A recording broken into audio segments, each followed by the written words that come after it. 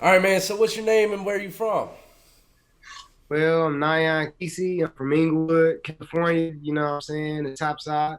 So, been Inglewood, out a huh? while. Yeah, Inglewood, man, up to no good, man. I know that's right, man. Well, you messaged me on Instagram and told me a little bit about yourself. On you say you done some time in the penitentiary, right? Yes, sir. What'd you go to prison for? Armed robbery, assault with a deadly weapon, possession for sales of a controlled substance. Okay. How long did you do when you first went in? My original sentence was 11 years, 4 months, with 85%. So I was supposed to put like 9 years, but I ended up catching a year. You know what I'm saying? Just for like politicking, beating up snitches and shit, man. So I ended up getting a year added on. So I did 10 years in like 8 months. But I had good behavior when I was on the level, like my last little stretch of my time. So I ended up getting out early and going to a halfway house in downtown Los Angeles. Okay. Well, let's talk a little bit about the penitentiary. What prisons you go to? I started out at level 4 Corcoran. I stayed there for a year. My program was real smooth. I was working in the kitchen, you know what I'm saying? Points hurry up and drop. So I stayed there about a year. Then I got to CMC, stayed there for like 5 years. Then I went to Delano for a year. End up getting into it with, some dudes for telling, my confidential enemy. So I got my points boosted up and went to level 4. And I stayed my last 3 years at Calipatria, but it was rock and rolling the whole time I was there. Yeah. Well, Yeah, let me ask you luckily a I little. Let me ask you something, man. And your connection's off just a little bit, man. It's in and out sometimes. So, okay. just letting you know that. But let me ask you something about the whole prison politics in California, man. I know a little bit of how it goes, but there's one thing that I've never understood quite well yet. No one could really explain it to me, and maybe you can. You know how it's pretty much race segregated, correct? Yeah. Okay, now what happens when the two like Bloods and Crips and they kind of how do they just get along out of nowhere, man? Well, it ain't really that Bloods and Crips get along in jail at all. It's just that if anything happens outside the race, they come together. So But they're even they're like kind of like a separate unit though. yeah, it's completely separate. It's not the same thing. Like basically, the Bloods, we all one car, so it'll be all Bloods, Pirus, Bompton, Inglewood. No matter where you from, if you a Blood, you run in the same car. San Diego up north, whereas the Crips, they cars is different.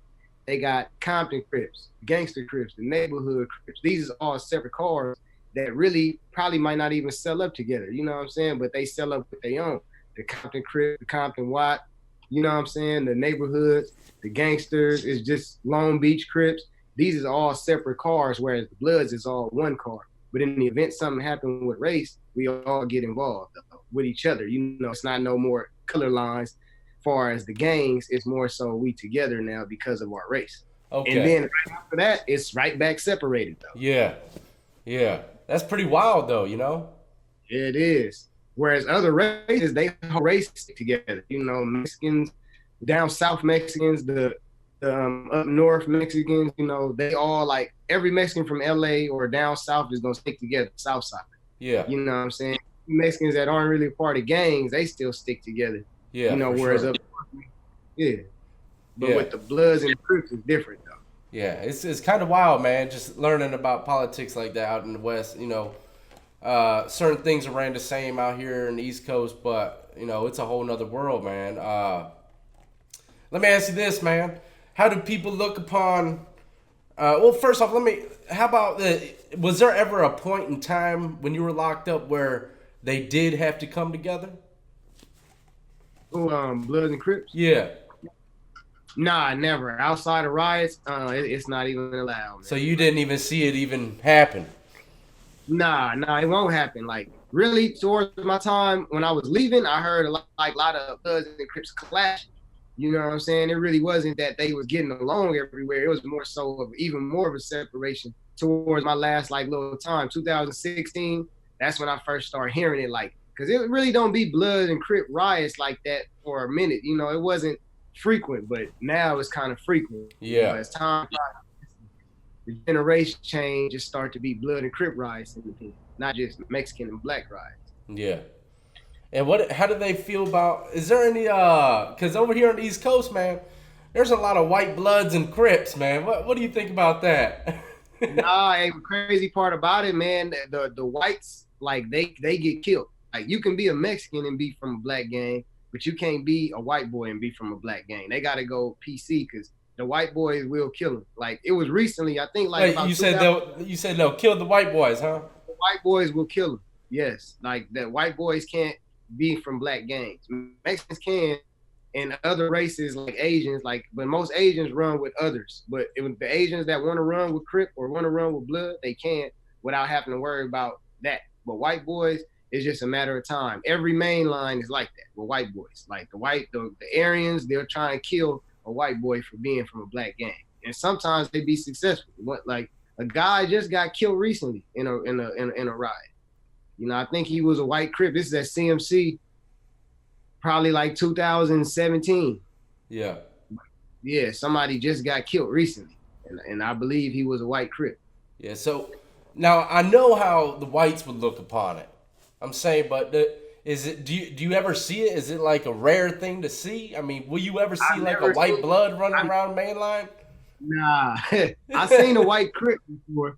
Yeah. You know, at CMC, but CMC is different. Like that's the main line for blacks, whereas whites and Mexicans who politic can't come to that prison.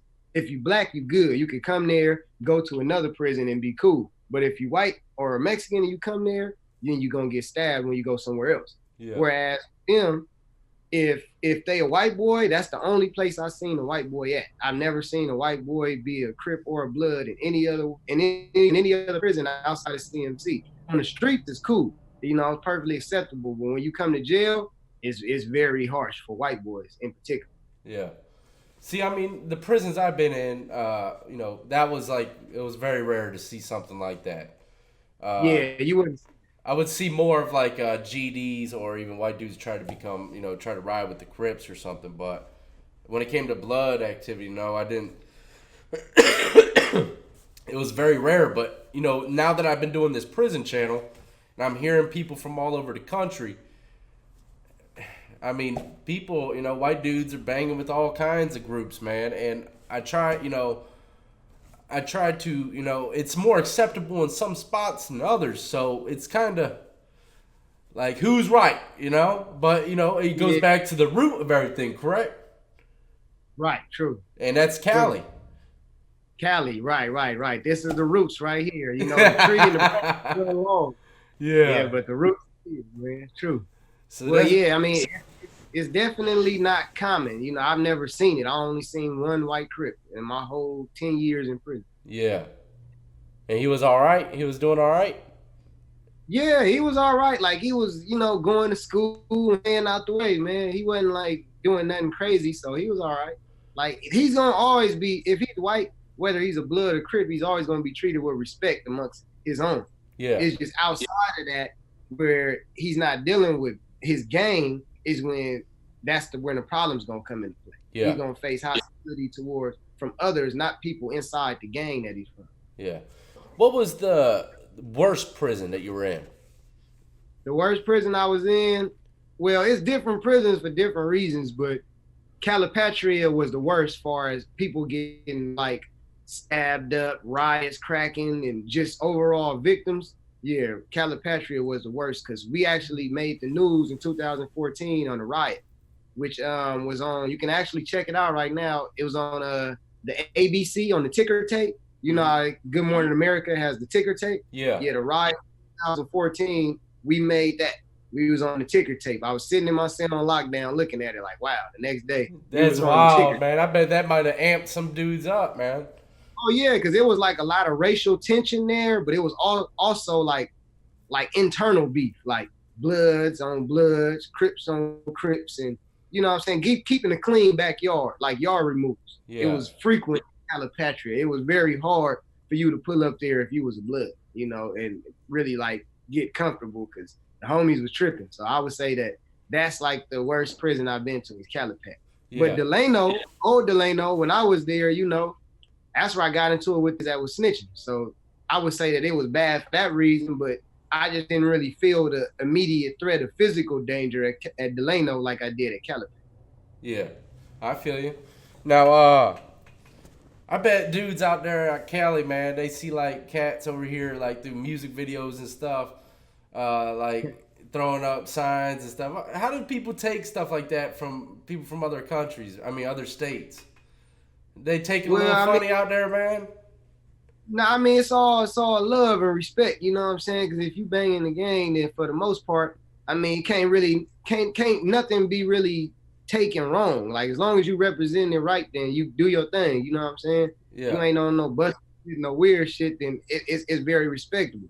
Like Okay. Takashi, you know what I'm saying? That was just a blatant contradiction and spit in the face of the organization by letting this dude run around with rainbow hair. You know what I'm saying? And we already knew what it would lead to. We foreseen his weakness before everybody else. That's why they was pressing him like that. But look what happened in the end. So I mean, it's not really about where you at, it's about who you letting represent. And every city, every hood is responsible for keeping close to LA as possible. Y'all supposed to keep it close to our gangster codes as possible. If not, then you know what I'm saying, I can't really understand it. But I understand it from our perspective, and the way I'm looking at it is, as long as you're doing it right, I can't really stop you. Yeah. Well, that's what's up, man. Well, tell me a little bit about what you're doing now, man. You're out there grinding and stuff. Yeah, man, I'm actually making music, about to graduate. I graduated in 2020. You know what I'm saying? I got this mixtape with 2 Grammy-winning producers, Boy Wonder and DJ Mustard. We're about to distribute it. It's already on SoundCloud. So that's really the direction I'm going into, man. More collaborations. Like I say, I'm the only one with that, man. 2 Grammy-winning producers. The only person you're going to find with that. So That's I'm what's up, man. anticipating this in the near future. Yeah, I need to hear it. I haven't even heard it yet. You need to send me the link and stuff so I can pin it in the comment section description as well. Okay, for sure. Yeah, I'm going to send it to you tonight. Yeah, man. So, what do you got to say about how to become successful or how to stay out the penitentiary? What kind of positivity could you say to the young kids out here that might be seeing something like this? Well, education is the key. And one thing you got to realize is that they pay you to go to school. I was just fortunate enough, to really have my financial aid. Like I planned this whole thing out. I knew that when I get out and if I go to a university, they would cut me money for going. I thought I was going to get like $20,000 a semester, man. But right now, to $10,000. I didn't have to worry about finding money no type of way. And I did all that through going through school, man. I had to pick up no gun and hit nobody in the head. I just went to school and I get a $10,000 check. I'm 2 more months, I got another $10,000 check. Yeah. But I just set myself up for that because I knew that when I was a kid, I was infatuated with money. So when I went to jail and I knew I was going to have to do all this time, the most creative way for me to get money, a large amount at once, was getting accepted into a university because they give you money to go to school. And that's a lot of things people don't know. Kids that say, well, why do I need to go to school? Because they pay you to go. So if you can avoid prison or avoid the streets, you can actually get paid to go to school and take the money you got from school, invest it in whatever you feel you need to, but just right that they're going to pay you to go to college. And that's the way you can actually find a decent amount of money to start you off with if you don't really know what you want to do without having to do something illegal. Yeah. Yeah, that's good. That's good. A little bit of information. Believe it or not, and I think there's a lot of free stuff out there you can get for schooling too, man. I just don't know anything about it because once I graduated high school, I said I ain't never open up another damn book as long as I live. I was the same way. Yeah, man. now I just watch YouTube videos from my knowledge. But yeah, man, there's a lot of free, what do you call them, grants and stuff like that you can get out there that people don't grants, even know that's free about. money. And yeah, man, especially for felons, there are some things out there for felons as well. But that's what's up, man. How long you been doing the music thing? Have you always been into it, or were you just doing that in penitentiary, or what? No, I've always been into it, but I went to jail so young. I went to jail at 18, right? Now, when I left the streets was 2005. I caught my case, but I bailed out and went to jail in 2006. So January 2006 was the last time I was on the streets before parole. But the only West Coast rapper, young one out, was Game. And the dude that I was with at the time, when I went to jail, he ended up linking up with the Game, and his name is Doug Quincy White. He's an artist with Sway Calloway right now. He's a real dude. Got songs with Nipsey Hussle, Kendrick Lamar, J Rock. He actually got linked up with Game and started rapping with Game when I went to jail. But before I went to jail and we was kids in high school, I used to rap with him. So when I got out, I didn't really know as many people as I know now, of course, but I've already had a reputation for rap. So when I got out, I linked up with Quincy, made my first mixtape, Royal Gorillas, at his studio. I asked him about the industry thing, man, and he told me everybody makes it a different way. There's no two ways for somebody to make it. Like, just like with me, like, I'm probably the first underground artist that hasn't officially signed a record deal that has super producers, Grammy-winning producers on the project right now.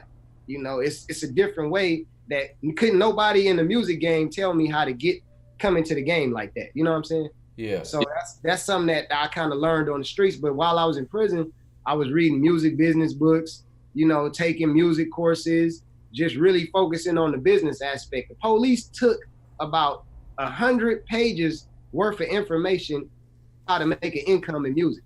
I saved up articles from Fortune, from Forbes, from Entrepreneur, from Inc. This is all different ways to make revenue on music, man. The police took it when I got to the halfway house. Yeah, man. So I kind of spent my whole 10 years dedicated to that. That's why I'm a business marketing major, because I knew that when I go to college, this is what I want to do, is use the funds I get from the university to fund the record label. Well, that's what's up, man. You got a plan. Yeah, I've been making music a minute, man. That's good, man. And man, look, I wish you nothing but success in the future on this, man. Hopefully I see you out there driving something fancy one day, man. Something real nice. Man, I didn't but look, when I paroled, I brought the new Cadillac XTS, man. I've been driving good cars. I've been wrecking them, not gonna lie. I'm known for wrecking cars. As long as you ain't stealing them, you good.